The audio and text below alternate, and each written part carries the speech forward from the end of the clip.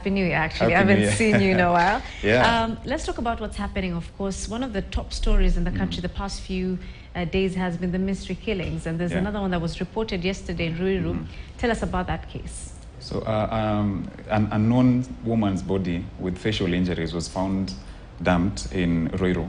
And of course, this was confirmed by Juja Sub-County Police Commander, who was Michael Maura, and who also disclosed that there were signs of struggle between the deceased and the killers. And also this comes at a time, Fatia, when we are witnessing a lot of uproar in what is termed as femicide. Femicide is what is seen as the murder of women. And lately there has been a lot of talk online. Everybody is weighing in on this conversation, leaders, women and men allied.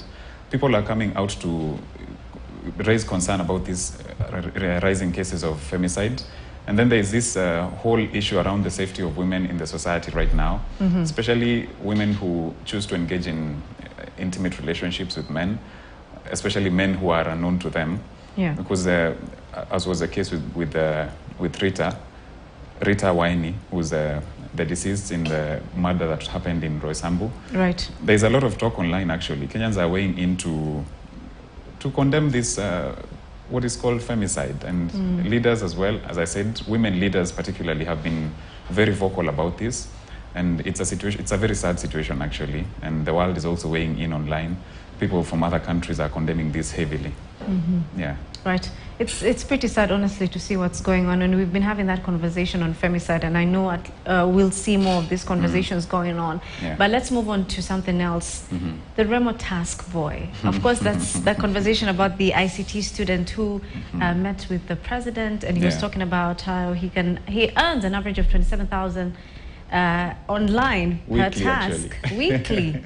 Wow. Tell us about that and why that became a conversation online. This is interesting because Remotask is, from what I see online, because I'm usually online a lot of times because I work for the digital desk, and people are saying alichoma because, you know, this regime has showcased the dying appetite for tax and of course, trying to raise the revenue and cover the debt burden.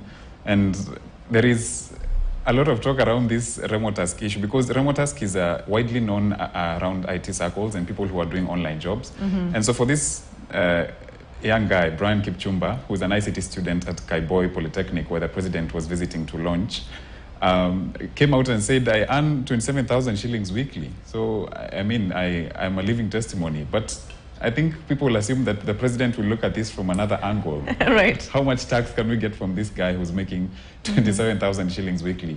Of course, people are saying he has blown the cover for everyone else who makes money online.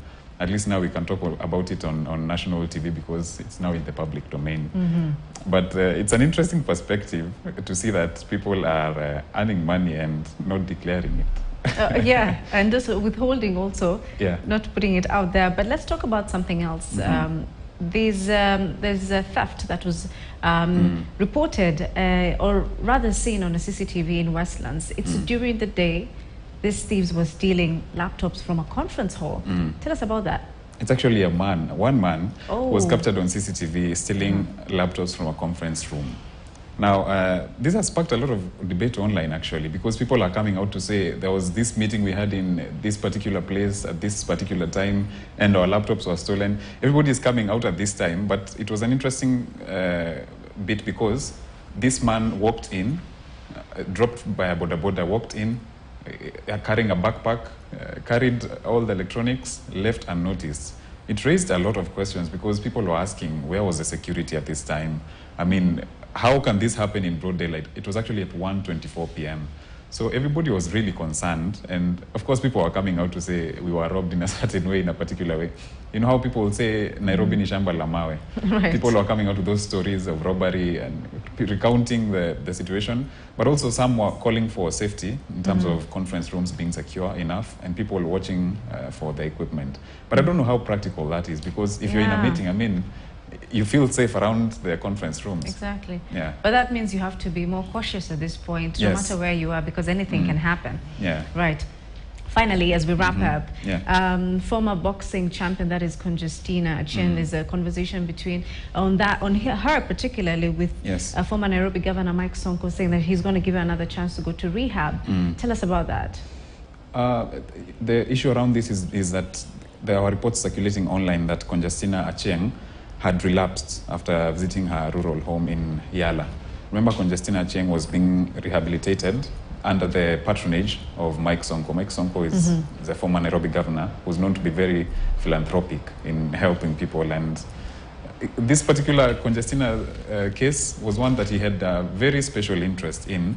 And Sonko has now revealed that Congestina has been readmitted to hospital. And like you rightly said, he has said that he's giving her the last chance to recover. If she doesn't, he drops the patronage. But people online were really trying to convince him not to drop the patronage, because mental health is something that cannot be timed. You can't say in a particular time I'll have recovered.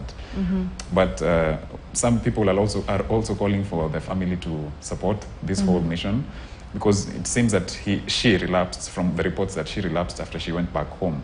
So that speaks to the conditions back home, probably, as we speculate. But Kenyans online are united in trying to see Congestina, the one great Congestina, back on her feet properly, like she was. Right. We hope she gets better and things look up for her. Thank you so much, Ray, for telling us what's happening on social. We appreciate your time. Thank you. I want us to take a short commercial break.